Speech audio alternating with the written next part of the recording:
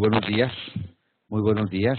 Hoy sí estamos cumpliendo, nos excusan el incidente de ayer, pero espero que hoy nos vaya de perlas y hagamos una discusión estupenda. Bienvenidos tanto a ustedes, a estas horas tempranas de la mañana, como a todas las personas que nos siguen desde sus casas o desde las universidades a través de Internet, que ya saben que pueden participar, preguntarnos, hacer comentarios.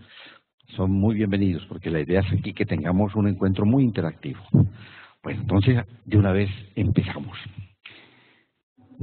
Primer electrocardiograma. Ese primer electrocardiograma es frecuente. Miren, de verdad que es sorprendente que le envíen a uno con frecuencia pacientes cuya única manifestación es de que en un determinado momento, por algún motivo de consulta o simplemente por el hecho de encontrarle en el examen físico un pulso muy lento, le piden un electrocardiograma y hay una bradicardia sinusal y lo remiten para evaluación. Entonces, en este caso había por lo menos un motivo de consulta, mareos, lo remiten por bradicardia y este es su electrocardiograma. No está entre los electrocardiogramas que les mandé, porque realmente, como vamos a hacer el análisis, es un electro que no tiene muchas dificultades para el análisis. Pero qué rico que uno de ustedes nos diga eso. Adelante, Joana Pilet. Joana, adelante. Buenos días para todos. Mi nombre es Joana Acevedo, residente primer año de medicina interna. Pues tenemos un electro que desde el punto de vista técnico está adecuadamente estandarizado. Vemos que están 10 milímetros por 1 milivoltio y 25 milímetros por segundo. Hay presencia de onda P a nivel de la derivación B2 y pues visible en todas las derivaciones. Hay un ritmo sinusal, una onda P representa pues, ¿qué te parece la frecuencia? QRS, frecuencia cardíaca B.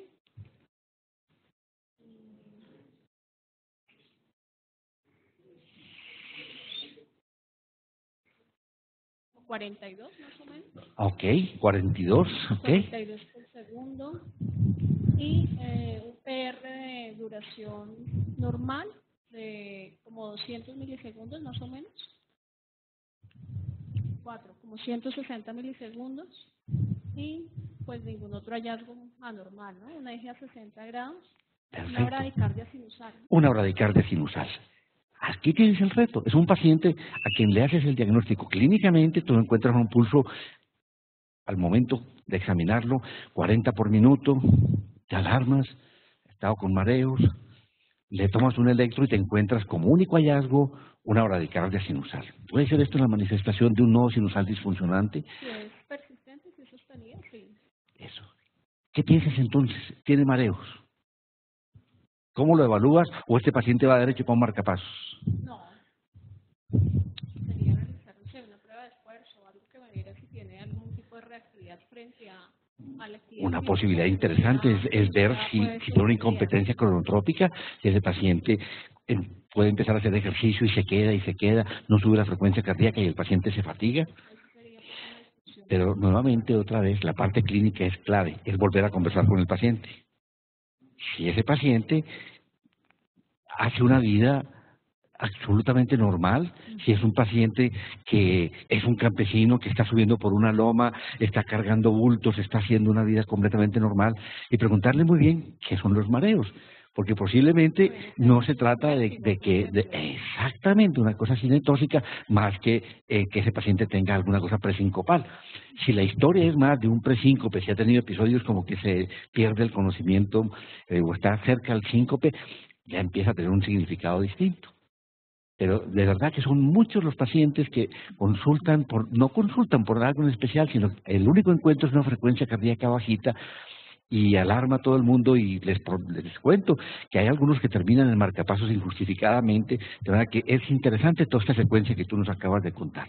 ¿Ves? Vean qué demostración tan bonita de esta. Es un electrocardiograma de un paciente campesino y al conversar con él, una persona totalmente activa y sin ninguna limitación en sus actividades del campo y su mareo, algo más de tipo cinetóxico que no justificaba pues hacer toda una evaluación por parte de cardiología y todo lo que esto significa, ¿cierto? Pero de todas maneras, tener en cuenta como Esto puede ser la primera manifestación de un nodo sinusal disfuncionante, pero allí depende la historia clínica del paciente y cómo la vamos a interpretar. Listo, muy bien.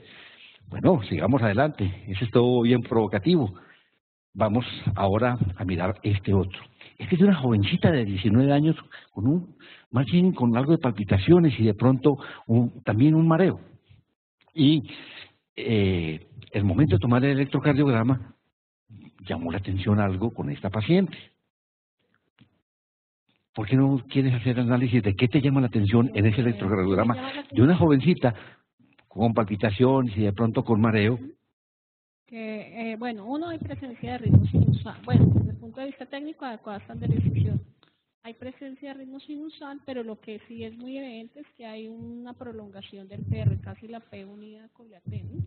Un intervalo PR de 200, 220, como 240, como 280 milisegundos más o menos. Fíjate, es mucho más largo. Fíjate, verás que tiene casi 2 cajoncitos grandes. 400 Exacto. milisegundos. Es que definitivamente aquí le llama a uno la atención lo lejano que está esa onda P del complejo QRS, ¿cierto? Y que pues el RR es regular y según lo que vemos el PR está prolongado pues en igual magnitud en todas las derivaciones, ¿sí? Perfecto. Un retardo de la conducción auriculoventricular, ¿sí? Entonces, encontramos de que siempre hay una P detrás de cada complejo, pero lo llamativo es de que esa P está muy alejada del complejo QRS. Nos configura un retraso en la conducción auriculoventricular, que también lo llamamos bloqueo AV de primer grado. ¿Cómo procedemos ante este diagnóstico? Ese tipo de bloqueos suelen ser inocuos o sintomáticos comunes en pacientes jóvenes. No tiene ninguna implicación, ¿no? En pacientes jóvenes. Sí. A esta chica le pidieron un Holter y nos encontraron con un Holter que es interesante. Buena parte del tiempo en el Holter el PR era completamente normal. Y ustedes, en los momentos en que la paciente hace una actividad física, sube la frecuencia cardíaca muy apropiadamente y aquí el PR, la mayor parte del tiempo, completamente normal, ya no esa prolongación.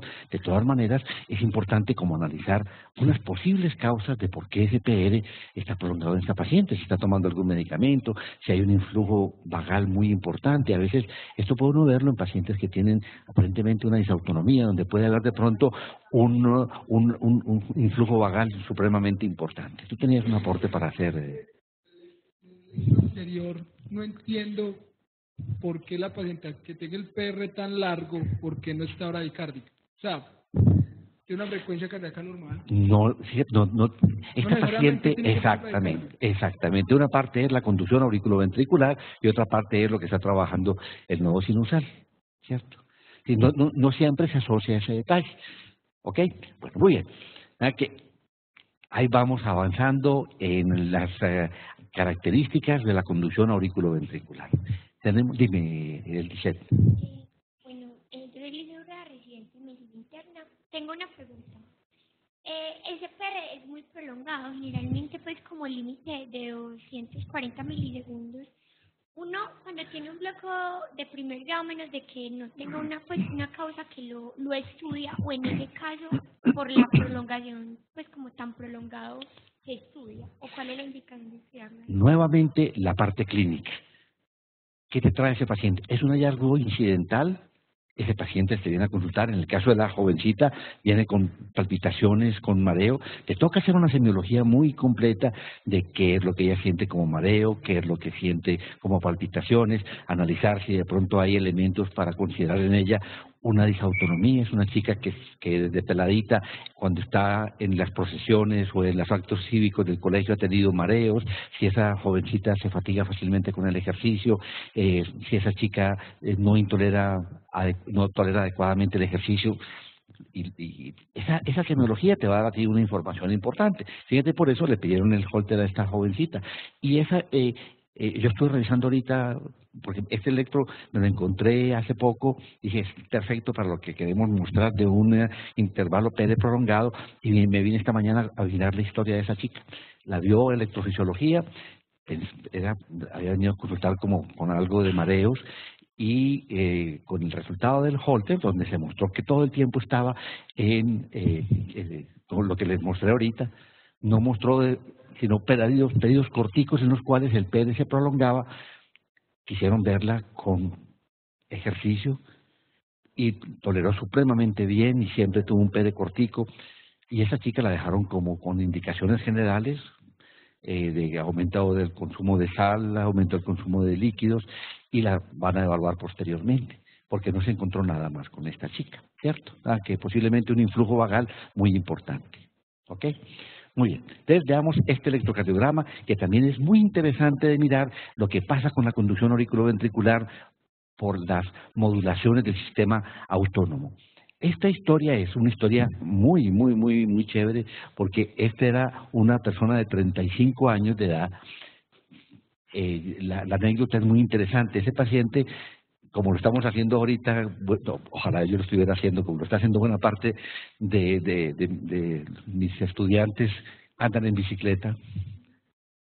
Este caballero de bicicleta a su trabajo, del trabajo a la universidad en bicicleta, y todo el tiempo en bicicleta, asintomático, y lo mandaron a evaluación por parte de cardiología porque lo encontraron con pulso irregular y lento. Entonces le tomaron este electrocardiograma, y ese es el electrocardiograma de este paciente, de manera que, ¿cómo lo ven? ¿Uno de ustedes quiere hacer análisis de ese electrocardiograma?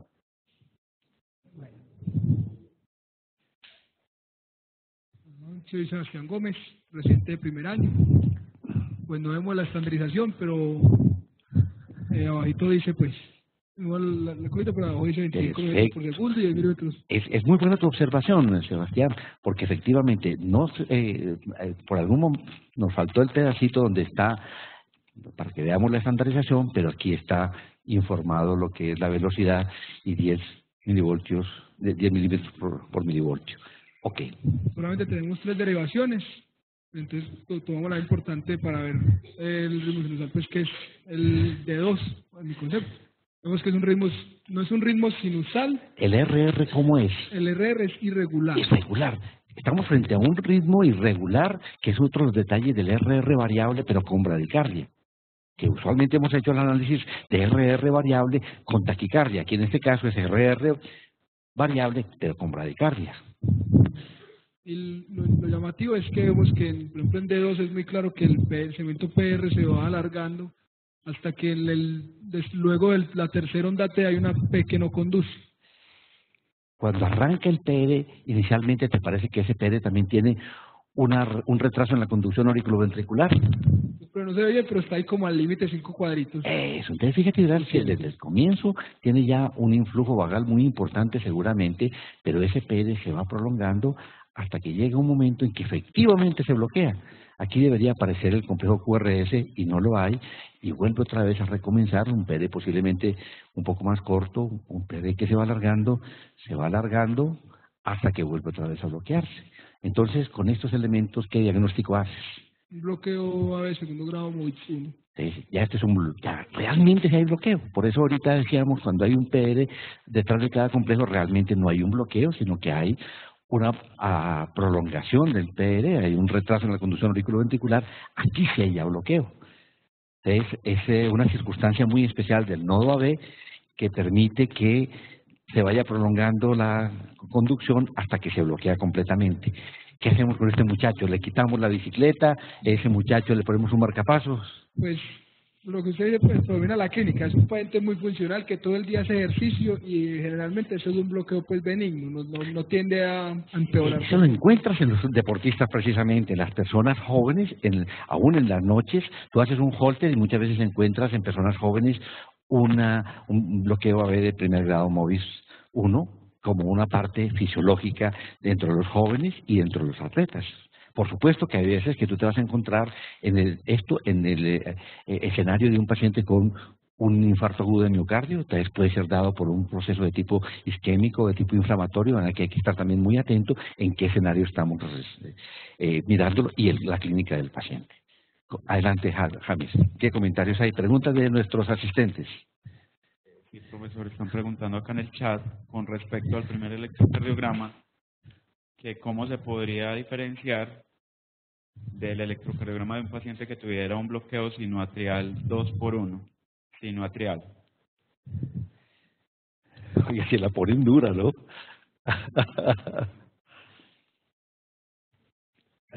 Duro, ¿ah? Bueno, entonces vamos a mirar un electrocardiograma de un bloqueo sinoatrial para que nos ubiquemos de que es un bloqueo sinoatrial, porque realmente es de lo difícil que puede haber en estos pacientes. Entonces, les muestro este electrocardiograma donde hacemos ese análisis precisamente. Miren, este es un paciente de 73 años, asintomático. Le han encontrado el pulso lento e irregular. Y cuando analizamos este electrocardiograma, observen ustedes que se encuentra el RR variable. El RR no es completamente constante y aquí lo tienen. Buscamos detrás del complejo QRS onda P y aquí está la onda P. El intervalo P es completamente constante y analizamos este que está lejos del otro y nos encontramos que también hay una onda P. Entonces, ¿qué pasó? Aquí faltó el complejo QRS y justamente esto es el doble. Nos hace pensar que muy probablemente en este momento en que podríamos decir que aquí hay una pausa sinusal, lo más probable es que aquí se hubiera presentado una despolarización auricular seguido del complejo QRS, pero muy probablemente lo que ocurrió en este caso fue lo siguiente, que del nodo sinusal no pasó el estímulo a la aurícula. Esto es lo que se denomina un bloqueo sinoatrial. Es muy difícil decir si de segundo grado, de tercer grado, porque es muy complejo, pero corresponde esto a ese detalle de que dentro de un electrocardiograma nos encontramos lo que estamos viendo con este paciente, que hay una frecuencia menor y luego se nos hace mucho más lento. Entonces ahí sí podemos decir nosotros se trata de un bloqueo sinoatrial que nos explica ese RR variable del paciente. Pero el paciente que estábamos viendo, fíjense ustedes que todo el tiempo está en la misma frecuencia y no hay un momento en que se lentifique. ¿Queda satisfecho la persona que nos pregunta?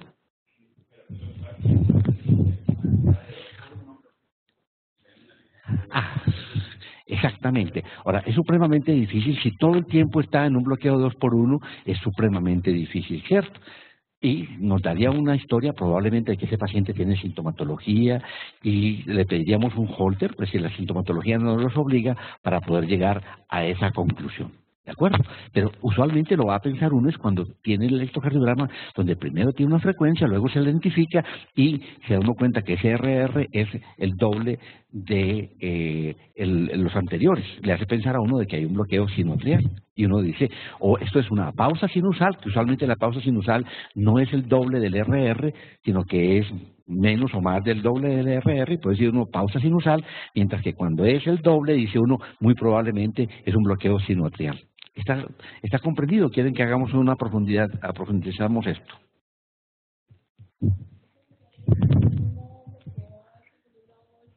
No. Vamos a mirar cómo es la explicación de este fenómeno del bloqueo sinoatrial. Mira, lo que está ocurriendo es lo siguiente. Yo tengo aquí en blanco que nos permite pintar y definir esto. Tú tienes un paciente que tiene un ritmo sinusal, como el señor que estábamos viendo en el electrocardiograma. El nodo sinusal se está disparando a 60 por minuto. Tienes un disparo del nodo sinusal, conduce, hace la despolarización ventricular, otra vez se dispara el nodo sinusal, conduce por el nodo AB, llega al GIS, se despolariza, pero llega un momento en que el estímulo que hay aquí en el nodo sinusal no sale a la aurícula. Entonces, en el momento en que le correspondía aquí salir el nodo sinusal, a aparecer la onda P, pues hombre, no sale el estímulo del nodo sinusal, no despolariza la aurícula, nos falta el complejo QRS porque no hay quien lo estimule y vuelve a aparecer exactamente al doble de el RR que tenemos, el PP que tenemos de este paciente. Entonces aquí debería haber caído y mira que se presenta en este punto. Aquí este detalle nos hace pensar de que se despolarizó el nodo sinusal, pero no salió a hacerlo allí. ¿De acuerdo? Entonces, por eso pensamos en un bloqueo sinoatrial.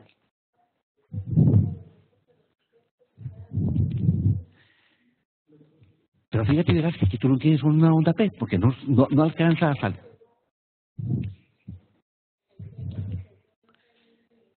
Ahorita vamos a mirar los bloqueos auriculoventriculares de segundo grado más avanzados. Pero sí está aclarada la situación, ¿sí? Bueno, ok. Bueno, entonces seguimos adelante. Aquí vamos a mirar una serie de cositas que nos van a ayudar a afianzar esos conceptos.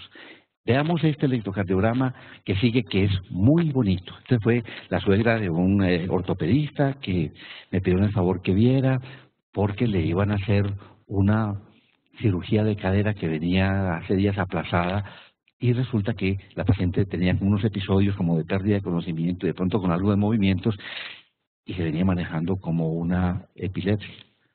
Le tomaba un electrocardiograma y quien analizó este electrocardiograma consideró que esto era un bloqueo trifascicular. ¿Por qué pensó que tenía un bloqueo trifascicular? ¿Alguno de ustedes me quiere contar por qué en este paciente quien lo remitió estaba considerando que tenía un bloqueo trifascicular? ¿Quién se anima a hacer el análisis? Adelante. ¿Verdad? Tenemos un estudiante, qué rico. Adelante, Andrés.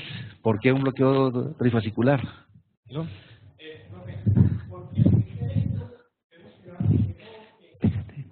Es que el micrófono sí estaba funcionando, sí. Sobre todo es para la transmisión de las personas que están oyéndonos, Andrés. No, en este electro entonces observamos primero que hay una estandarización normal. Se ve que el eje está desviado hacia la izquierda. Correcto, cierto. Fíjense ustedes que tenemos aquí en D1 predomina la parte positiva sobre la negativa, nos quedarán por ahí unos 3 milímetros, pero definitivamente ABF es profundo, ¿cierto? De manera que es un eje que está por ahí a menos 60 grados, un eje del QRS desviado a menos 60 grados. Tenemos un QRS también aproximadamente de 120 milisegundos, no es difícil contar del todo. Vemos un QRS que es ancho, definitivamente es un QRS ancho y que tiene una morfología muy precisa en B1, donde hay bloqueo de rama derecha, un AR terminal y hay unas heces profundas en B5, B6 que nos dicen ese paciente tiene un bloqueo de rama derecha y con ese eje tirado a la izquierda me configura un bloqueo AB, un bloqueo del fascículo anterior del GIS. Ya tenemos bloqueo de la rama derecha, bloqueo del fascículo anterior del GIS. ¿Y qué más tiene ese paciente? Y adicionalmente el PR está, me es difícil contar del todo, pero parece estar como 240 milisegundos aproximadamente. Entonces sería un bloqueo AB de primer grado, que más bien lo que decimos es un retraso en la conducción auriculoventricular. Entonces, retraso en la conducción auriculoventricular, bloqueo de la rama derecha de GIS, bloqueo del fascículo anterior, nos está haciendo sospechar un trifascicular, ¿cierto? Hay varias cosas que se requieren para hablar de un trifascicular. Aquí yo les voy a dejar, hay un librito que el último que he comprado de electrocardiografía, de lo más didáctico que me he encontrado, está a su disposición. De verdad que tiene unas imágenes y unos colores que le ayudan a uno a entender muchas cosas. Aquí nos plantea lo que es el bloqueo trifascicular, donde nos pide varias condiciones para uno decir definitivamente estoy ante un bloqueo trifascicular. Es el paciente que tiene unas veces bloqueo de rama derecha y otras veces encuentra un bloqueo de rama izquierda. Hace un bloqueo de rama completo, derecho o izquierdo, de forma intermitente. O que tú tengas un bloqueo de rama derecho y alternativamente hace bloqueo de rama del fascículo anterior o bloqueo de rama del fascículo posterior. O cuando ya tú te encuentras que hay bloqueo de rama más un bloqueo de segundo grado. Entonces, en nuestro electrocardiograma podemos decir que definitivamente es un trifascicular o un posible trifascicular ante la historia de que el paciente de pronto puede tener episodios como de presíncope o sincopales.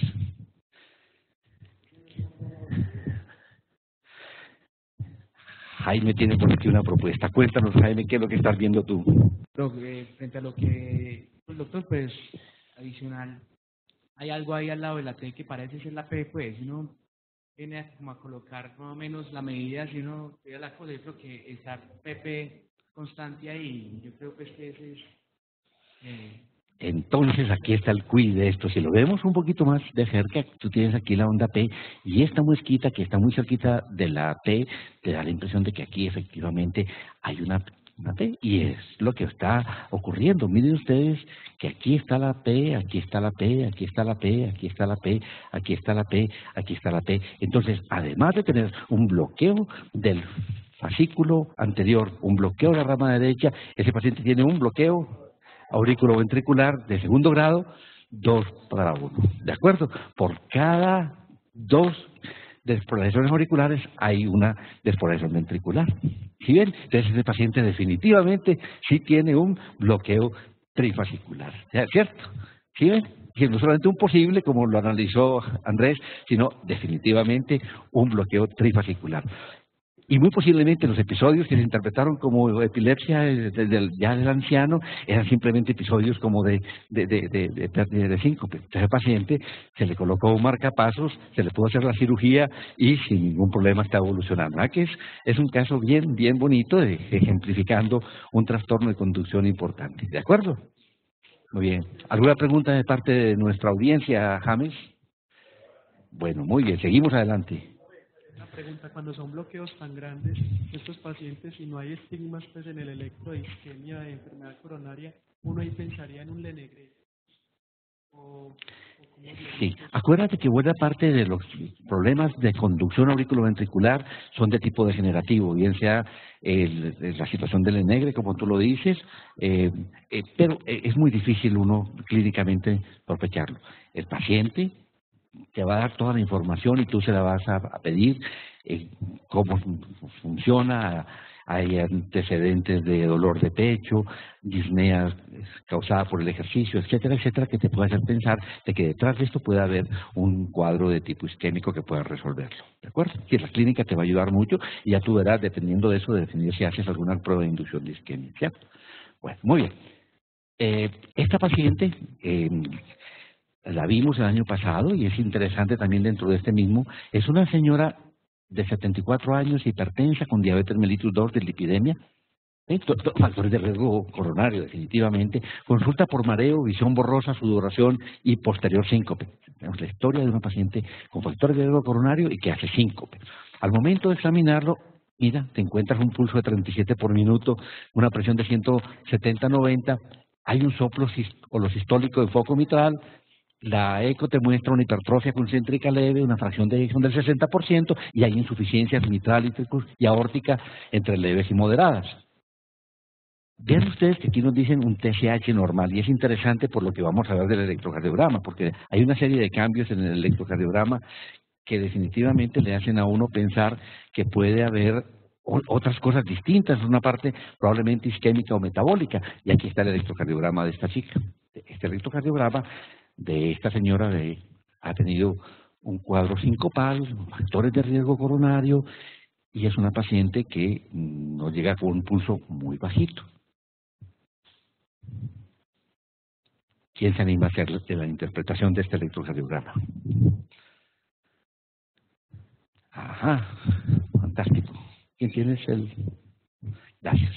Bueno, entonces, fíjense ustedes el cuadro de esa paciente, donde vamos a analizar muy cuidadosamente la frecuencia, vamos a analizar cómo está la parte del ritmo y si tenemos una explicación de esa frecuencia tan bajita de la paciente y de los cambios que adicionalmente tiene el electrocardiograma. Pues a grandes rasgos, tú no encuentras una relación adecuada entre la onda P y el complejo QRS. Encuentras varias P que no tienen relación con el complejo QRS, aunque en la derivada inferior, la que el doctor está señalando, encuentras que hay una relación entre las ondas P constantes, ¿sí? Y a su vez hay una relación entre los QRS constantes, pero no hay relación entre ellos. La frecuencia de las ondas P es como más o menos 60, 70 por minuto y de los QRS entre 30 y 40, lo cual nos hace pensar que hay un bloqueo completo del nodo AB y que el ventrículo se está despolarizando con su ritmo, pues con su automatismo propio, que es de más o menos 30 latidos por minuto. Pues tú nos presentas una argumentación de que probablemente estés ante un bloqueo auriculoventricular completo con una disociación isorrítmica, porque fíjate, verás que está muy cercano. Cuando uno analiza, si coge su caliper, uno se encuentra esta relación que parece ser completamente cierto, parece que la conservara, ¿cierto? Y cuando miras lo que es la distancia entre R y R, parece ser igualmente constante, puede haber una pequeña diferenciación. Yo creo que piensa uno en este electrocardiograma mucho más próximo a un bloqueo auriculoventricular de segundo grado 2:1. Pero hay que estar muy atento, como dices tú, porque muchas veces está la aurícula disparándose a la mitad, al doble del el disparo del ventrículo. Entonces, podría uno de pronto pasársele por alto un bloqueo AV completo donde hay una disociación que se llama isorrítmica. Entonces hay que estar pendiente y posiblemente tomar un electrocardiograma más larguito o valerse del Holter. Pero realmente para aspectos prácticos este paciente con esa historia clínica definitivamente uno piensa de que está con un problema de conducción muy severo y que necesita posiblemente marcapasos, ¿cierto? Y sea una u otra situación, ¿cierto? Cualquiera de las dos desde el punto de vista práctico va a ser eso. Ahora, llama mucho la atención ese QT tan prolongado que tiene el paciente, ¿cierto? Ese QT tan prolongado y esos cambios de repolarización tan profundos que tiene esa paciente que le hacen pensar a uno de que hay algo más. Por eso se pidió un TSH, que no se le pase a uno una manifestación de un hipotiroidismo severo para dar bradicardia o alteraciones de conducción, que no se le pase a uno por alto un trastorno electrolítico serio. Y ya vimos lo que se hizo desde el punto de vista del análisis de la parte cardíaca, que se encontró que hay un soplo sistólico y hay evidencia de una insuficiencia mitral moderada, que puede de pronto explicar parte de estos cambios a nivel ventricular, como un proceso de cambio secundario de repolarización por las modificaciones que eso implica. ¿De acuerdo? Traté de indagar qué había pasado con esta paciente y no pude encontrar la historia, que no sé cómo terminó la historia de la paciente, pero ese sería el análisis para tenerlo. Adelante, Santiago. Permíteme.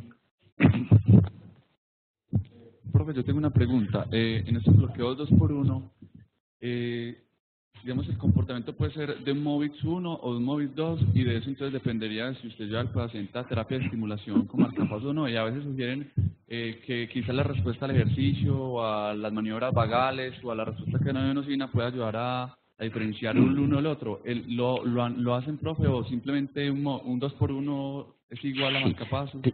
Posiblemente, fíjate, verás que tienes la historia clínica de esa paciente con episodios sincopales. Es una paciente que debe tener algo muy serio en su sistema de conducción para llevarlo a, muy probablemente se prolonga. Esa frecuencia explica fatigabilidad, pero probablemente no te da síncope. Si tú le haces un Holter, puede que tengas unos bloqueos mucho más prolongados, tengas un bloqueo de segundo grado más avanzado, o hay momentos en que puedas tener tú un bloqueo AV completo. ¿De acuerdo? De la historia clínica, y te vas a ayudar, si tienes dudas, de otros ayudas como el Holter del paciente y lo que tú dices. Hombre, si tienes dudas, dependiendo de los síntomas del paciente, vas a evaluarlo con ejercicio para mirar cómo es su comportamiento. ¿De acuerdo? Muy bien. Ahí lo vemos, ¿cierto? Yo creo que nos quedamos 2:1, ¿cierto? Ahí más cerquita.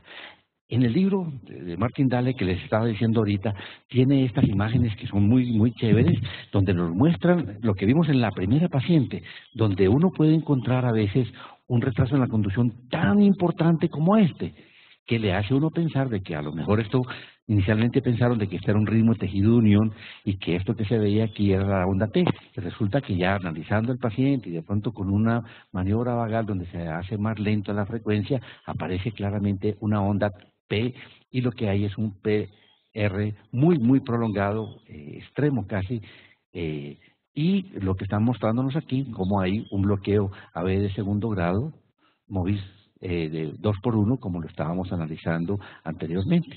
Entonces, creo que eso nos ejemplifica y lo que decíamos ahorita, a lo mejor este paciente puede hacer la siguiente situación. Tiene un PR normal, esta P se bloquea,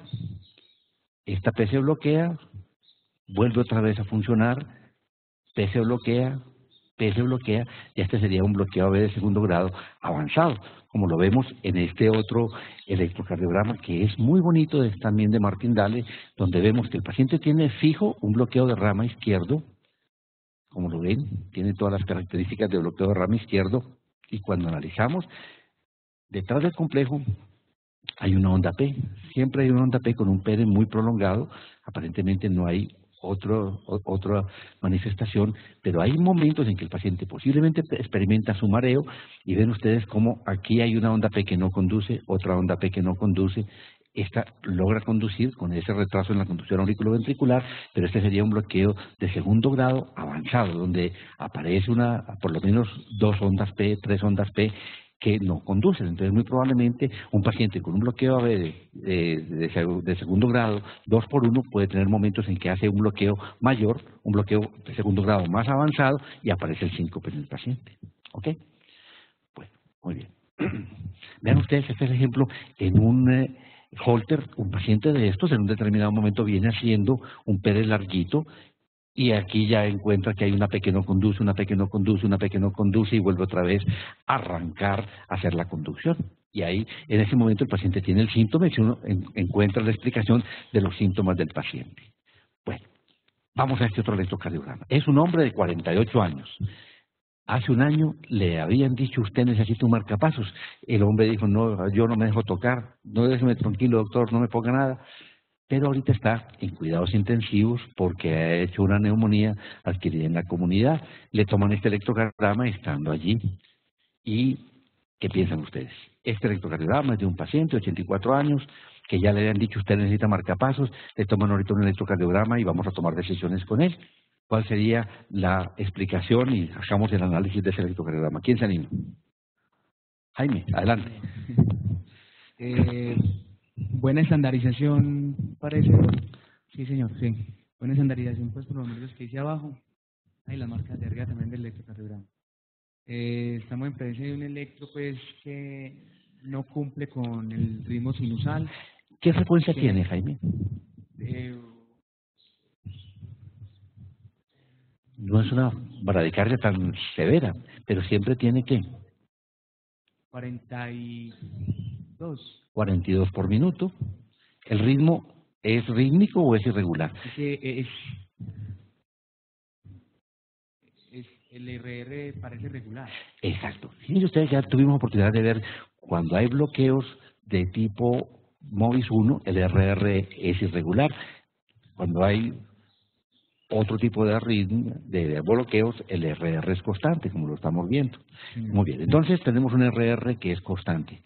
¿El QRS es estrecho o es ancho? Es un QRS estrecho. Es un QRS estrecho, o sea que es un QRS, esa despolarización del ventrículo está siendo facilitada por una despolarización completica, que se está aprovechando todo el sistema de conducción y no debe tener problema el sistema de conducción intraventricular. El GIS debe estar funcionando bien.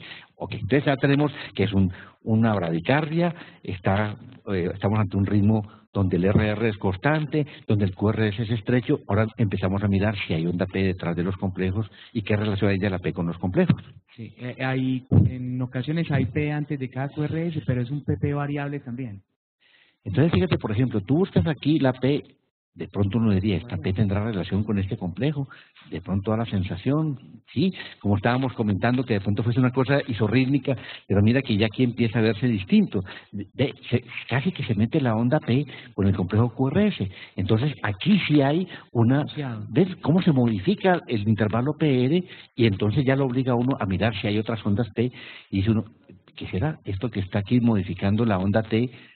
Ve, aquí donde se me destapa esta onda P, cojo un caliper y me doy cuenta qué está pasando aquí y hago el análisis, y ahí sí alcanzo a mirar con mucho más detenimiento qué es lo que está ocurriendo, ¿sí? Me acerco y veo esta onda P, probablemente está modificando el QRS, una onda P, posiblemente está aquí metida, modificando el segmento PST, vuelve a aparecer aquí, vuelve a aparecer aquí, aquí está claramente separada, muy probablemente metida en la T, aquí está. Entonces le permite a uno decir, estoy frente a una... ¿Qué diagnóstico hace finalmente?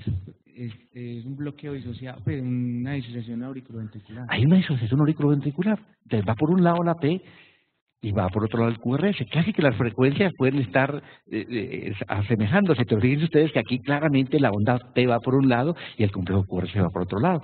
Entonces, tu diagnóstico final es un bloqueo AB de tercer grado. ¿Y podrías decir el ritmo de escape en qué localización Pues está? parecía, pues en la unión, pues, o sea, Supragiciano, ¿cierto? Entonces, esa es la aproximación chévere, porque mira lo que está pasando con el paciente, que en este caso tú tienes un estímulo que se origina en el nodo sinusal y ese estímulo no logra pasar a estimular el nodo AB.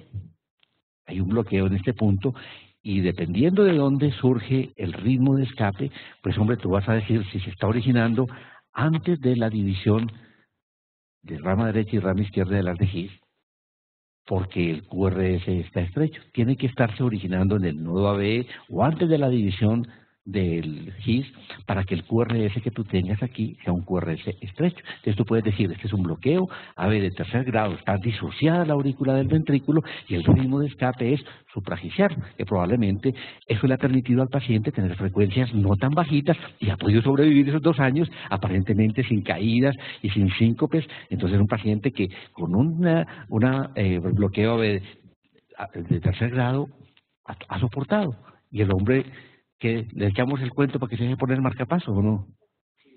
Yo pienso que vale la pena. Obviamente una vez que le pase la neumonía y todo lo demás, para que no tengamos en este momento una infección adicionalmente al marcapaso. Yo creo que muchas veces a los pacientes no le gastamos el tiempo para contarles de qué se trata el marcapaso. Los pacientes se asustan cuando uno le dice que se trata de un marcapasos, se imaginan una cosa inmensa o compleja, pero creo que nos toca buscar la manera de contarle al paciente, de pronto hacerlo hablar con otro paciente que le hayan puesto un marcapaso, mostrarle imágenes, etcétera, etcétera, porque realmente es una intervención menor y que tiene grandísimos beneficios para la calidad de vida de estos pacientes, de manera que sí vale la pena tratar de contarle al paciente que vale la pena hacerle esto. ¿Ok? Bueno, tenemos este otro electrocardiograma, que es el de un hombre de 70 años, también viene por cuadros sincopales, ¿cierto? Y este es su electrocardiograma. Entonces, historia de cuadros sincopales, fíjense ustedes lo trascendente que es fuera de la clínica el tomar un electrocardiograma en un paciente que viene con síncope, bien sea por un ataque, una bradioarritmia, pero el electrocardiograma no puede faltar en un paciente que viene con un cuadro sincopal, ¿de acuerdo? ¿Quién se anima a hacer la lectura? Adelante, Joana. Aquí tenemos un electrocardiograma con adecuada estandarización, con unos RRs regulares. Cierto que ya nos muestra eso, unas RR regulares. ¿Qué te parece la frecuencia? Con una frecuencia cardíaca de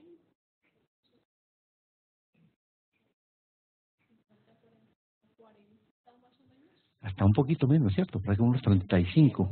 Fíjate que aquí nos dice 39, ¿no? Más o menos 40 por minuto. 40 por minuto. Y en donde vemos que no hay una clara relación entre la presencia de una P.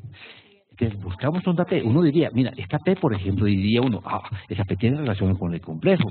Pero cuando buscamos aquí, ahí no hay P. Aquí tampoco está la onda P. Empezamos a analizar y nos encontramos por aquí estas ondas que tienen toda la apariencia de ondas P.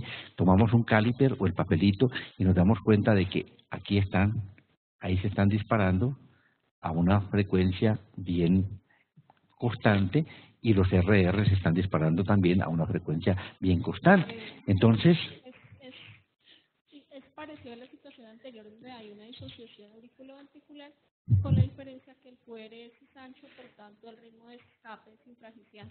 Aquí la diferencia del anterior es que el QRS es ancho. Entonces, eso nos está diciendo que ese paciente tiene un ritmo de escape que está por debajo de la unión, de la división del His.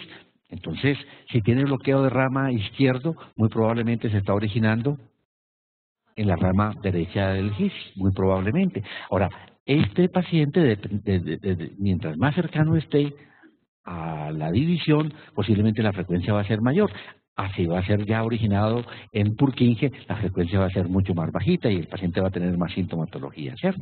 Entonces, es un paciente que hay que remitirlo para marcapasos, claramente está determinado esto. Ahora, siempre que hay esto, uno tiene que preguntar si el paciente está tomando medicamentos o si hay circunstancias que pueden corregir lo que está pasando con el paciente, corregirlo primero antes de pensar en marcapasos, que es algo muy importante, siempre es la consideración en medicina, ¿cierto? Ven ustedes ahí claramente cómo está las ondas P, el valor de tener un caliper para poderlas ver o simplemente el tener a la mano un papelito que le permite a uno hacer el seguimiento de las ondas P y los QRS y poderlo analizar.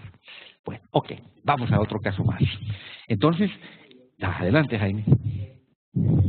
Cuando uno compara el electro anterior con lo del electro que vimos anteriormente, el trifascicular, es decir, para que se cumpla lógicamente que hay un bloqueo trifascicular, en este caso no se cumple. Es decir, porque fíjate que ya tú tienes un bloqueo B completo, ¿cierto? Lo que pasa es que el bloqueo trifascicular, la importancia de hacer el diagnóstico de bloqueo trifascicular es que ese paciente, fíjate, que te hace a veces bloqueo de rama derecho, otras veces bloqueo de rama izquierda.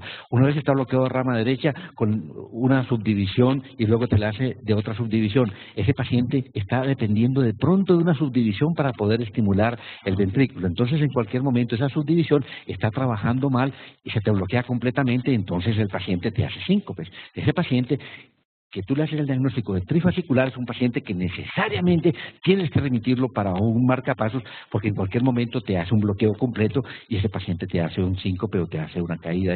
O sea que uno podría decir acá que de pronto esos pacientes también pueden hacer bloqueo intermitente. Es decir, claro, depende de la onda donde... por supuesto, esa es la cosa interesante en este tipo de cosas, que es dinámico. Son cosas que no están fijas muchas veces, sino que dependen de aspectos del sistema autónomo, de medicamentos, y por eso hay que estar atentos, que de pronto a uno se le pasa por alto. Vean, curiosamente el fin de semana, el viernes, vi una señora que hace muchos días viene quejándose de mareos, hipertensa y más difícil de controlar, que ustedes no se pueden imaginar.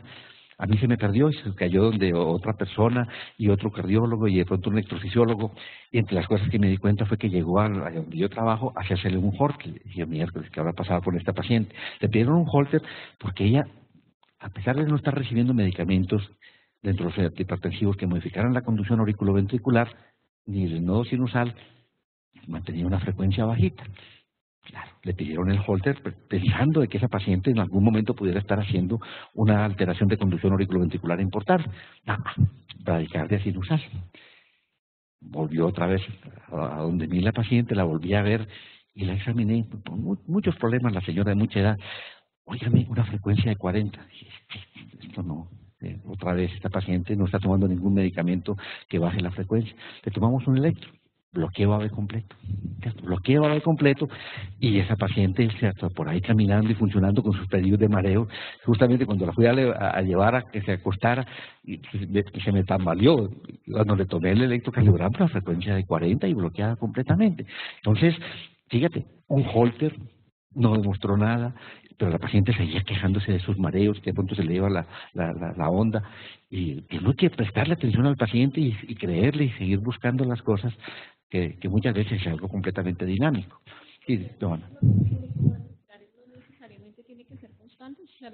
Eso no necesariamente. La mayor parte cuando hay un LNegre o una degeneración del sistema de conducción es definitivo, ¿cierto? Pero muchas veces son exactamente, por eso es tan importante que tu clínica, tú oyes a tu paciente e insistes, ¿sí? Y a veces tú necesitas si el paciente te presenta mareos y demás, a lo mejor un aparatico de ASA para poderlo ver un periodo más prolongado, poder hacer un monitoreo más prolongado que las simples 24 horas del GIS, que es el enfoque del paciente con síncope, que muchas veces requiere un monitoreo más prolongado que las 24 horas.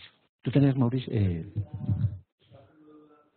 O sea, cuando el ritmo, en el previo, cuando el ritmo de escape es tragiciano, entender un poquito mejor la morfología del QRS y la ubicación del foco.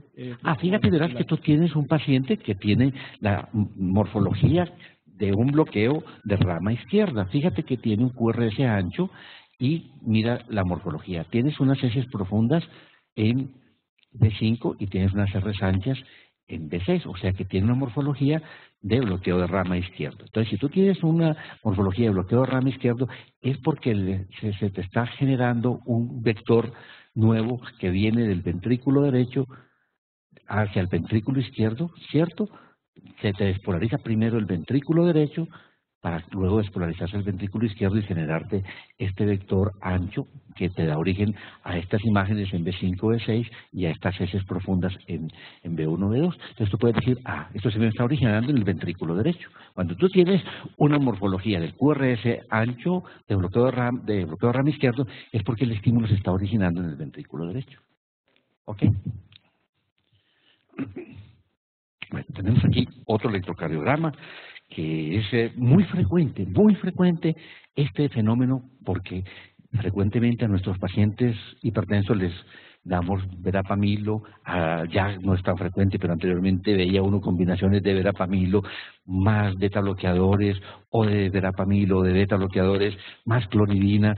Entonces fácilmente encontraba uno situaciones como estas, un paciente hipertenso que en un determinado momento le cambiaron de medicación y empieza a tener mareos, empieza a fatigarse y en el momento de tomarle el pulso uno encuentra que es un pulso lento, le toma un electrocardiograma y tiene aquí la explicación de por qué el paciente tiene esos mareos y por qué se está fatigando.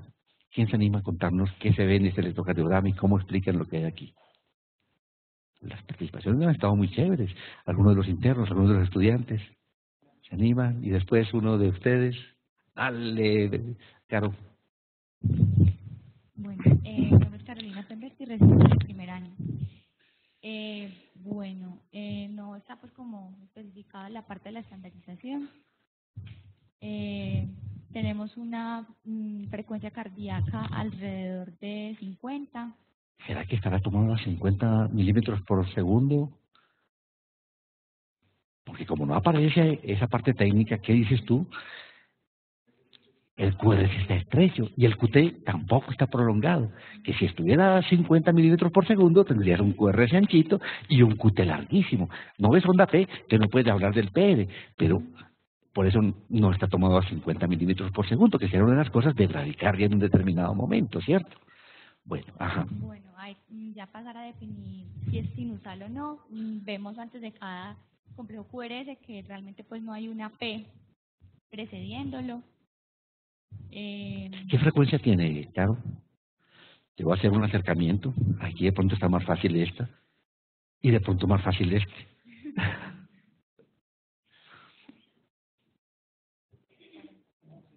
300, 150, 100, 75, 60, 50, ¿cierto? Por ahí como 48. ¿Ok? Una bradicardia, definitivamente. Los complejos son rítmicos. Son complejos rítmicos, sí. ¿Estrechos? Sí, son estrechos. Eso, si son estrechos, se están originando en la parte alta antes de la división del GIS. Y estás tú buscando onda P y no te la encuentras ni adelante, ni tampoco, ya no sabe uno si de pronto esta barriguita podría ser de pronto una P posterior, ¿cierto? Queda uno con dudas de si de pronto pudiera haber alguna barriguita posterior, pero realmente uno no es capaz de definirla, ¿cierto? Muy bien. Entonces, con esa frecuencia y con esa frecuencia y esas características, tu diagnóstico es un ritmo de la unión. Un ritmo del tejido de la unión, ¿cierto? ¿Y por qué? Probablemente algún efecto de los fármacos. Efecto farmacológico. Entonces, ¿con esta paciente iría por marcapasos? No, la idea es qué medicamento está tomando, quitarle sus medicamentos y mirar qué pasa con el paciente. Entonces, muchas veces, al quitarle el verapamilo, al quitarle el beta bloqueador, al quitarle una clonidina, desaparece esto y simplemente era un efecto medicamentoso.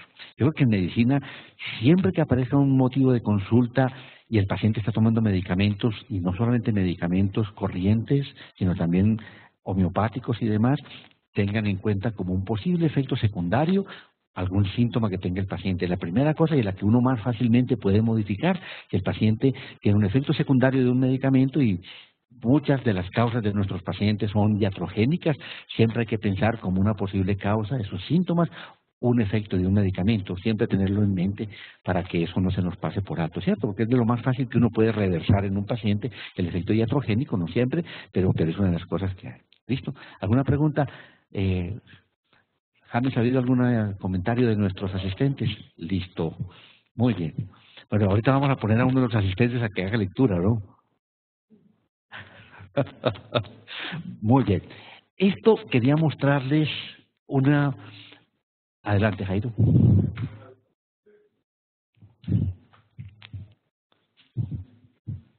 Sobre la alteración en el electro que acabamos de analizar, ¿qué es lo que está pasando? ¿Se está pasando una alteración en la generación del impulso o estamos frente a una disociación isorrítmica?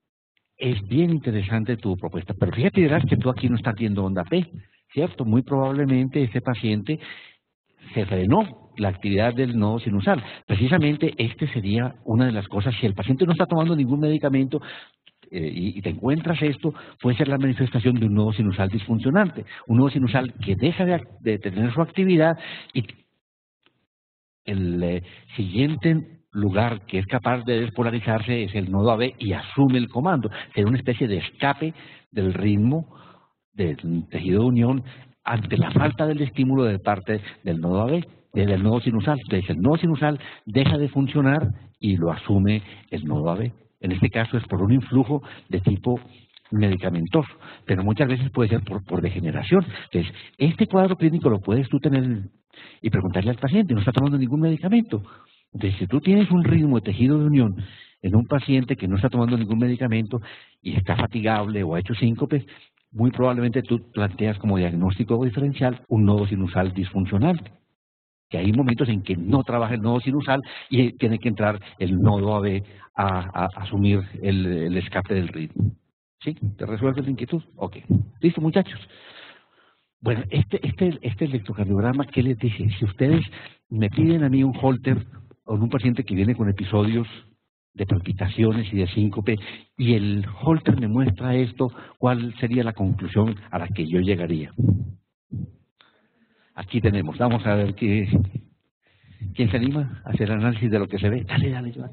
¿Qué ves allí? ¿Qué ves en ese trazado de Holter? Recuerden que cuando a ustedes les llegue un Holter, les llegue una prueba de esfuerzo, les llegue un cateterismo, léanlo antes de mirar las conclusiones. No lean la conclusión, lean, y si ustedes leen el Holter y coincide la lectura, estupendo. Pero si ustedes hacen la lectura y no coincide con la lectura, un momentico, replantéense.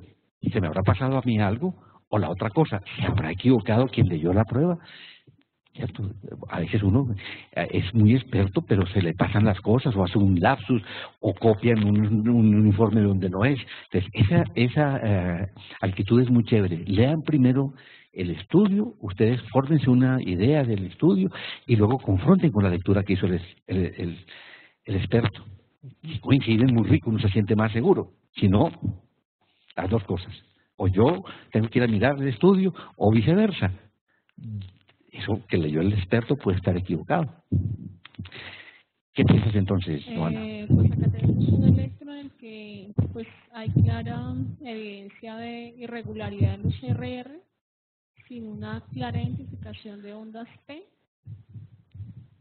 Y la primera parte, la que está señalando el doctor, para la ausencia de onda P con RR regular, podría corresponder a un episodio de fibrilación auricular, seguido de un episodio de ausencia pues de conducción, una pausa en la conducción. Claro, fíjense ustedes que hay una historia por un rato largo y nos explica lo que el paciente tiene, periodos de palpitaciones, posiblemente por su FA, paroxística puede ser, y hay momentos en que sale de la FA y mientras arranca el nodo sinusal, que precisamente está enfermo, se demora en aparecer la actividad del nodo sinusal y el paciente hace síncope. Esto es una manifestación de un nodo sinusal disfuncionante, que es posiblemente una de las causas más frecuentes de síncopes y que los pacientes nos consultan por eso. Y este otro que lo vi, esto es de hace 2 días, del 18 de agosto, de los ejemplos más lindos, que yo no tenía una diapositiva mía de este fenómeno que es muy bonito. Aprovechemos. ¿Qué te parece que está pasando en ese trazado?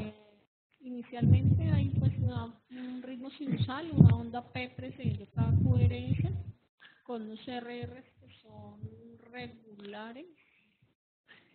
Esta es una persona joven y posiblemente tiene una modificación un poquito del RR que podría ser un efecto de una arritmia respiratoria. Se prolonga aquí un poquito y ¿qué pasa? Hay prolongación y luego hay una P negativa. Ajá. Y con PR normal Despuésito estos complejos vuelven otra vez a aparecer complejos como estos. Entonces, ¿cuál sería la conclusión que se debe sacar ante esta situación? El paciente no experimenta ningún síntoma en especial, es un joven que es activo y no tiene otra cosa, y te encuentras esto en el Holter. Esto es lo que se denomina marcapasos migratorios. Entonces hay momentos en que de pronto por un influjo vagal importante pasa del nodo sinusal al nodo AB y vuelve otra vez a aparecer el nodo sinusal. Ahora, si esto es dentro de un paciente que tiene sintomatología, puede ser la manifestación de un nodo sinusal disfuncionante, ¿cierto? Entonces es una de las cosas interesantes que hay en ese electrocardiograma. Bueno. Es otro momento del paciente, viene taquicárdico y luego cambia, hace su migración de marcapasos. Aquí les quería mostrar que está muy bien ilustrado en el librito de Martín Dale cómo es lo del marcapasos migratorio. Miren cómo aparecen los primeros complejos en ritmo sinusal, claramente en la onda P sinusal, y luego nos cambia a una P negativa y vuelve otra vez a aparecer el ritmo sinusal. Entonces este pedazo se denomina marcapasos migratorios. Bien, puede ser manifestación o no de esto.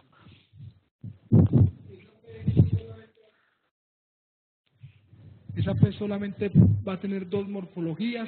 Usualmente es esto. No, porque usualmente es que pasa si ya te empieza a brincar de diferentes morfologías, te hace pensar de que hay algún trastorno importante en la génesis del impulso. ¿De acuerdo? Bueno, este electrocardiograma ya empieza a ser un poco más retadores, ¿eh? Esta es una chica de 68 años, le formularon la NITO por fibrilación auricular y consulta por gran astenia. La paciente viene asténica después de haber empezado un tiempo, o estado recibiendo betametildigoxina un tiempo, y el momento de tomarle el pulso, el médico encuentra que el pulso está irregular, hay latidos prematuros, y le toma este electrocardiograma ante la sospecha que ya ustedes tienen en mente de otro posible problema iatrogénico o de simple efecto secundario de la paciente. ¿Quién se anima a hacer el análisis de lo que está pasando en ese electrocardiograma?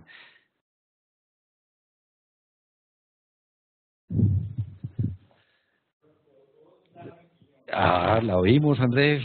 Ah, y tu otra compañera de pronto. No. Dale, Andrés.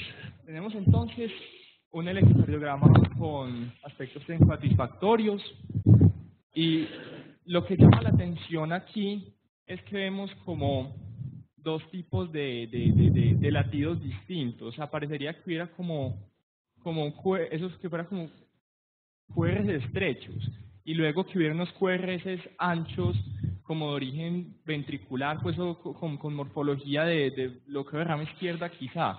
Pero fíjate que cambia, ¿cierto? Fíjate que la morfología no es constante. Hay momentos en que varía y tienes unas morfologías que son totalmente distintas en una sola derivación.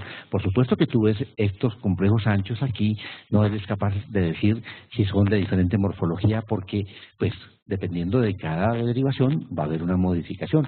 Pero en este dedo largo que tú tienes, sí puedes decir las ectopias ventriculares que estamos viendo son de diferente morfología, ¿cierto? Pero parece como si hubiera un bigeminismo ventricular, que uno de los dos fuera del ventrículo y otro que fuera de la aurícula. Perfecto, pero fíjate qué interesante, es un bigeminismo ventricular, pero de diferentes morfologías, ¿cierto? No es de una sola morfología, que es una cosa un poquito más severa que encontrarte una ectopia que es unifocal. Aquí te está mostrando que tiene diferentes morfologías.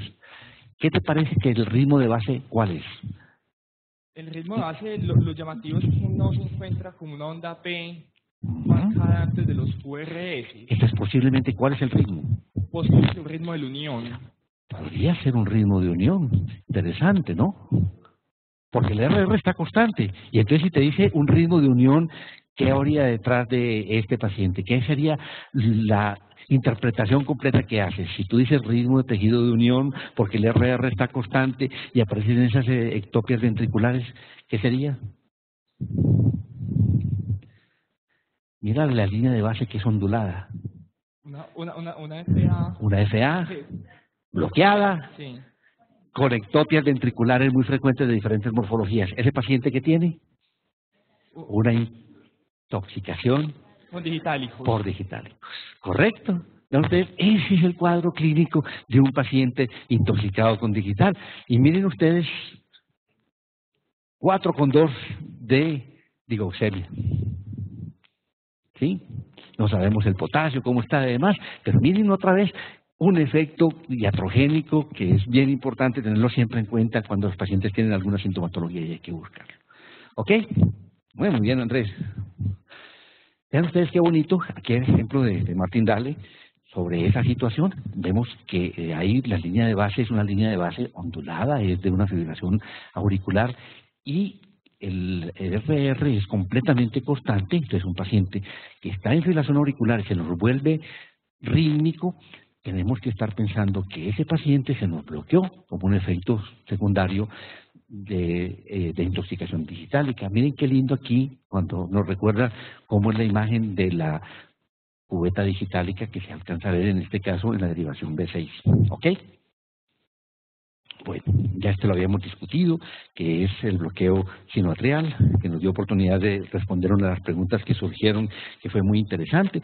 Y miren aquí nuevamente cómo se ve ese bloqueo sinoatrial, viene el ritmo sinusal, aquí hay falta de un complejo QRS, empieza uno a mirar y se da cuenta de que es el doble, esa pausa es el doble, entonces le hace pensar a uno de que aquí faltó una despolarización auricular, pero porque no pasó el estímulo del nodo sinusal a la aurícula, ¿cierto? Entonces pues hablamos de una disfunción.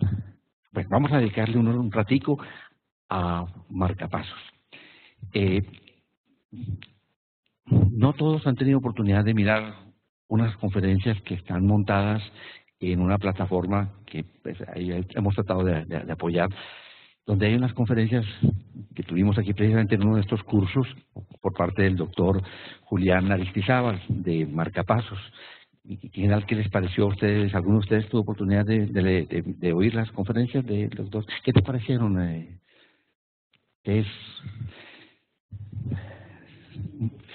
Yo no soy experto en marcapasos, pero realmente es una conferencia bien recomendable, de manera que vale la pena. ¿Te animas? Padre.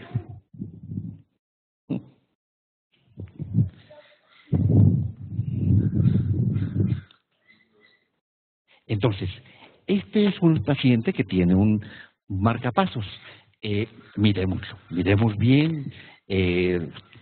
Como médicos generales, como internistas, recibimos un paciente que tiene un marcapasos y probablemente ante ese paciente se nos formulan varias preguntas, que sería, ¿es un marcapasos unipolar o es un bipolar? ¿Eso está en modo BBI o en TDE? ¿Sensa bien? ¿Estimula bien? Son las preguntas que probablemente nos vamos a formular. Entonces, la primera pregunta, unipolar versus bipolar, ¿qué piensas? Pues yo pienso que el tamaño de las espigas parece un marcapasos unipolar. Realmente los marcapasos bipolares dan unas espigas más pequeñitas. Perfecto. Entonces, esta espiga tan amplia le dice a uno, muy probablemente estoy frente a un marcapasos que es unipolar. Los marcapasos que ahora tenemos son marcapasos que tienen una espiguita mínima, que muchas veces se le escapa a uno y no la ve, y piensa uno de que está ante un paciente con un bloqueo de rama izquierdo y se le pasa el que el paciente tiene un ritmo de marcapasos. Pero cuando encuentra uno una espiga tan amplia, es definitivamente un unipolar. ¿Por qué le han puesto un unipolar y por qué no le pusieron un bipolar? ¿Por qué ese paciente no tiene? ¿Qué estará pasando allí? A lo mejor es algo que de hace unos 7, 8 años estamos frente a un marcapasos que tiene hace tiempo. Ya. ¿Y está en modo BBI o está en modo DDD? Pues ahí no se ve como si tuviera una actividad auricular espontánea, ni siquiera cuando él tiene los complejos sin estímulo del marcapasos. Fíjense ustedes la observación de Lisette, que aquí tenemos un complejo QRS estrecho que no tiene aquí el estímulo del marcapaso, es un estímulo que es propio del paciente. Buscamos si hay presencia de onda P y lo que vemos es una línea de base ondulada. Posiblemente, ¿por qué le pusieron marcapaso a este paciente, Lisette? Pues parece como una SA de base.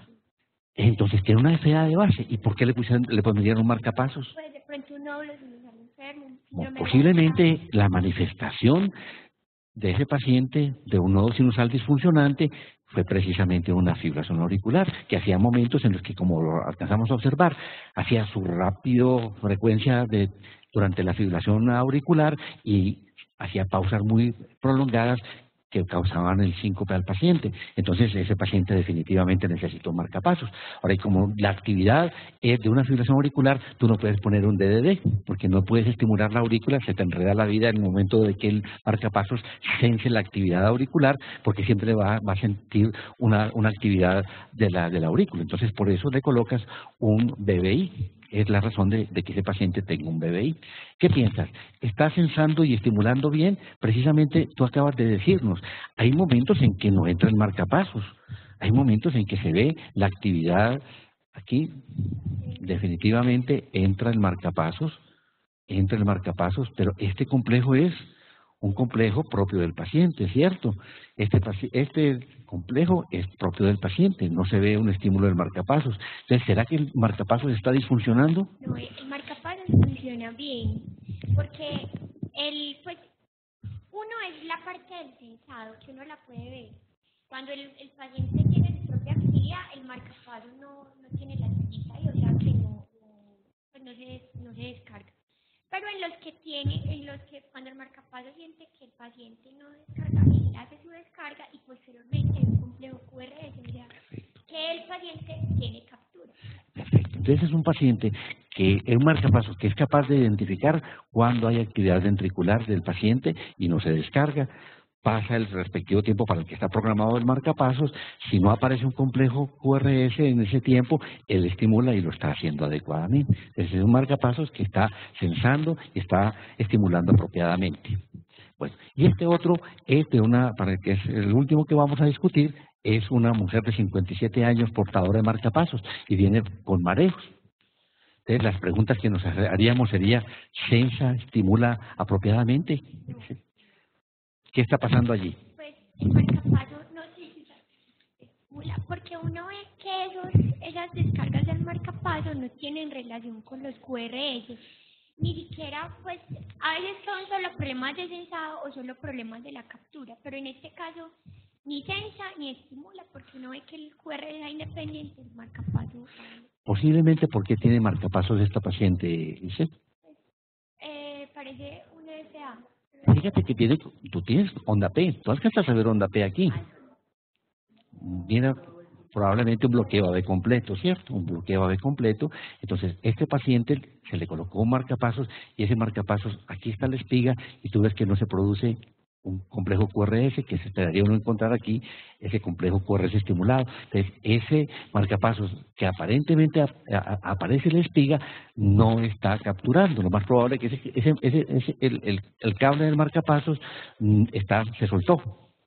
¿Sí? Tienes que llamar al electrofisiólogo para que revise este marcapasos y probablemente vuelva otra vez a colocarlo, ¿cierto? Entonces, tenemos un ratico, aprovechemos este electrocardiograma que es muy bonito también, de un paciente de 27 años, ciclista profesional. En la evaluación de Indeportes de este paciente les llama mucho la atención de que ese paciente está muy bradicárdico y hay momentos en los que ustedes ven no aparece onda P por allí. Entonces ese paciente, se alarman los de Indeportes, preguntan si este paciente de pronto necesita la colocación de un marcapasos. Entonces miremos una aproximación de lo que está pasando con el paciente. ¿Sí? Vean ustedes que hay momentos en los cuales hay una frecuencia muy bajita. El paciente está participando competitivamente de las pruebas que se hacen para preparación de vuelta a Colombia, etcétera, etcétera. Entonces, la pregunta que se hace con este paciente es, ¿lo frena de su actividad deportiva? ¿Le pone un marcapasos? ¿Qué hace?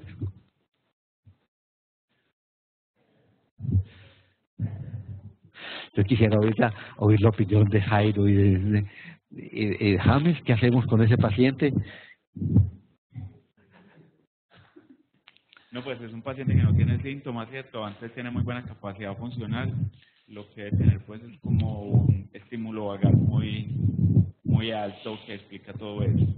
Sí, yo no soy un deportólogo, pero posiblemente es un paciente que sí vale la pena mirar que no tenga un sobreentrenamiento en un determinado momento, que hay veces que estos caballeros se someten a unas actividades supremamente intensas de carga que pueden causarle fatigabilidad y quitarles rendimiento. Entonces, analizar muy bien el ciclo de entrenamiento y las exigencias que ese caballero tiene, pero por supuesto, no es un paciente que está compitiendo, ¿cómo le quita a uno la competencia? Que esa es su vida, primero que todo, y segundo, ¿cómo le pone un marcapasos en este paciente? No, simplemente es la parte de analizar realmente qué hay con él, ¿ya? Que es bien interesante. Bueno, jóvenes, entonces creo que hemos completado con esto, opiniones, comentarios, preguntas de nuestros amigos que están en la lejanía.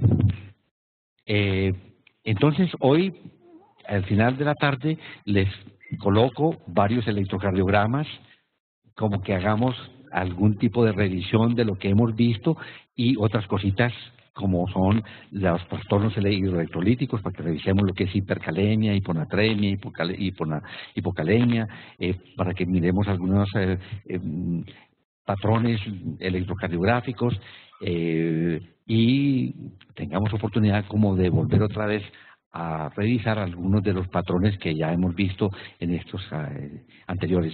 Y veo que están completamente animados ustedes leyéndolos previamente, los traen muy bien preparados y eso es muy satisfactorio. Qué chévere. Entonces, para mañana, porque mañana terminamos, con la actividad de mañana terminamos el curso. Bueno, y un saludo muy especial a los que están siguiéndonos por internet, que esperamos que les haya gustado y que puedan aprovechar esto plenamente. Un buen día.